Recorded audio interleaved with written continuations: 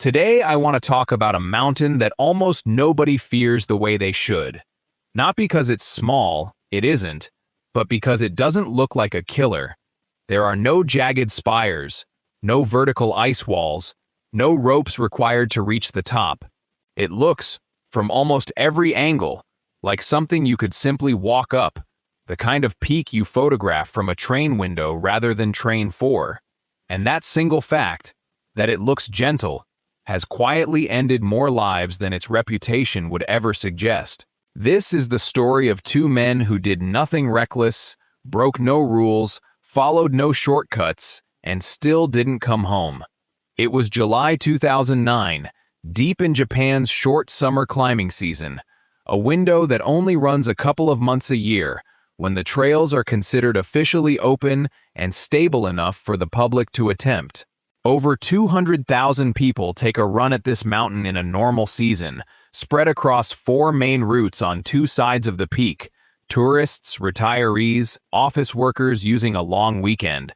That same week, in the mountains far to the north on Hokkaido, 10 elderly hikers on a guided tour had just died of exposure, a tragedy that had nothing to do with Fuji, but everything to do with how quickly Japan's peaks can turn on people who came prepared for a hike, not a survival situation. Fuji was about to make the same point in its own, quieter way. Jerry Yu was 30 years old, an American living in Tokyo, working for a Japanese communications company. We don't know much about what drew him to Fuji specifically, and I want to be honest about that rather than invent something dramatic just to fill the silence. But we do know this: for a lot of foreign residents in Japan, Fuji occupies a strange space in the imagination. It's arguably the single most photographed mountain on Earth, and also one of the least technical major peaks a person can attempt. No ropes, no ice axe, no permits requiring certification, no prior mountaineering resume checked at the gate. Just a marked trail, a string of mountain huts, and your own 2 legs. His climbing companion was a colleague, Tsuyoshi Nakamura, 27, Japanese, working at the same company. The record doesn't tell us whose idea the climb was, or what they talked about on the trail, or whether one of them had done this before and the other hadn't. What it does tell us is that they went up together, reached the summit together, and turned around together to come back down. 2 coworkers doing something that tens of thousands of other coworkers, friends, and total strangers do every single July. On paper, there was nothing unusual about any of it.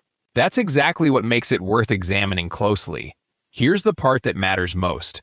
Fuji genuinely is one of the least technically demanding major mountains in the world to climb, and that's not an exaggeration for effect. Tour operators who guide it professionally say the same thing publicly. Where they disagree with popular perception is on what that ease actually means. Several have said, in different words, that even seasoned climbers get into serious trouble here, because a non-technical trail invites people to overestimate their own preparedness while underestimating the mountain, the terrain, and above all, the weather. When a mountain doesn't require ropes or crampons, most climbers correctly conclude it isn't a technical mountain. The mistake is stretching that true observation into a false one, that because the climbing is easy, the mountain itself is safe. Those are not the same claim, and Fuji has spent decades proving the gap between them can be fatal. The actual killer on Fuji almost never has anything to do with falling or altitude sickness in the way you'd expect on a taller, more famous peak. It's the weather. Plain and simple. Near the 12,388-foot summit, temperatures can sit near freezing even during the height of summer, and conditions can shift from clear sky to wind-driven rain within a single hour, with almost no tree cover above a certain elevation to break the wind. A climber soaked through from rain, or even just their own sweat, then hit by exposed ridge gusts near the top, can lose body heat far faster than most people instinctively believe is possible. Hypothermia doesn't announce itself with drama. It starts small: clumsy hands, a headache, a fatigue that feels completely ordinary right up until the moment it isn't.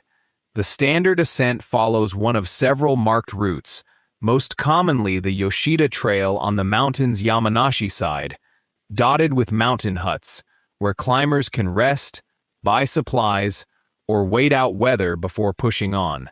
A huge number of people attempt what's informally called bullet climbing, starting at night and pushing straight through to the summit without stopping to sleep, timed so they arrive right as the sun rises over the crater rim. It's become something of a rite of passage. It's also exhausting in a way that quietly drains a climber's reserves right before the most exposed, most weather-vulnerable stretch of the entire trip. The way back down. By all accounts, the ascent itself went the way it goes for the overwhelming majority of climbers who attempt Fuji. They reach the top. There's a particular kind of satisfaction that comes with standing on the summit of the tallest point in an entire country, and for a little while, that satisfaction is the whole story. Nothing about the climb up had punished them. Nothing had gone wrong. The mountain, exactly as advertised, had been a long, hard walk. Nothing more.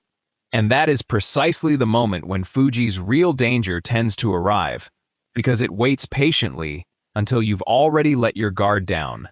The two men were last seen by other climbers as they began heading back down from the summit that Saturday. Somewhere on the descent, the weather turned. Cold, wet, the kind of conditions investigators would later describe plainly as the cause of everything that followed. Descending in wet clothing into dropping temperatures is one of the most quietly dangerous sequences in all of mountaineering, precisely because it doesn't feel like an emergency while it's happening. You feel tired, you feel cold, you tell yourself the huts, and the base, and warmth are all just a little further down. Almost everyone who has hiked in worsening weather has felt some version of that same false reassurance. This is the part of the story where the record goes quiet, and I think that quiet is worth sitting with rather than filling in.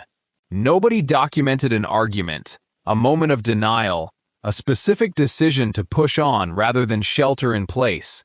What we know is the outcome. At some point during the descent, the two men became separated, whether by pace, by visibility, or simply by the terrain pulling them apart as conditions worsened. Separation on a mountain in bad weather removes the one thing that might have saved either of them, someone else close enough to notice the warning signs before it was too late to act on them. Hypothermia progresses in a fairly consistent pattern, and it's worth explaining because it's almost never sudden. First comes shivering and clumsy hands, fingers too stiff to manage a zipper or a strap. Then comes confusion. A person starts making decisions that don't quite track, taking a wrong turn, sitting down to rest in a spot that offers no real shelter from the wind. As core temperature keeps falling, the shivering can actually stop altogether, which sounds like improvement and is in fact the opposite. It usually means the body has started shutting down its own defenses to protect the organs that matter most. Speech slows, movement slows, and a person who was walking under their own power an hour earlier can, quite suddenly, no longer be able to stand at all. Jerry Yu's body was found off the marked trail, just below the summit days later. Tsuyoshi Nakamura was found the following day, further down the mountain than his colleague. Two men who had summited together were recovered from two entirely different points on the same slope, a detail that, more than almost anything else in this story, tells you how a shared climb can end in two separate, solitary endings once the weather takes over completely. Investigators concluded plainly that the men had succumbed to hypothermia in cold, wet conditions near the peak, with no indication of equipment failure or any unusual hazard beyond the weather itself. A police official overseeing the case made a simple, almost weary public statement afterward, essentially reminding people not to underestimate this mountain, because it's steeper and far more punishing than it appears, especially once conditions turn against you. It wasn't the first time that warning had been issued, and officials noted at the time that Fuji had already claimed several lives and left more than a dozen injured the year before, largely among climbers who arrived underprepared. In the years since, Japanese authorities have gone further. introducing an entry fee across all 4 main trails and pushing climbers toward guided, rest-stop pacing rather than the bullet climb straight through the night. That's the part that stays with me. This isn't a mountain famous for eating experts. It's a mountain famous for looking manageable enough that almost anyone convinces themselves they've already accounted for the risk. A decade later, in 2019, another climber would fall to his death on Fuji's snow-covered slopes while live-streaming his own ascent, audibly recognizing the danger only seconds before he lost his footing on camera. Different year, different route, same underlying story. A mountain that never announces itself as deadly until the exact moment it already is. And by then, the warning and the ending arrive almost together. Fuji doesn't require ropes, doesn't require permits, doesn't require you to be an elite athlete to reach its summit. And that's exactly the trap hiding inside its accessibility. The absence of technical difficulty gets quietly mistaken for an absence of danger, and by the time the weather proves otherwise, the people it proves it to are often already past the point where being careful can undo what's already started. 2 coworkers went up a mountain that looked like nothing more than a long walk. Only one part of that description turned out to be true. If stories like this stay with you the way they stay with me, subscribe for more. There's always another mountain, and always another lesson it teaches the hard way.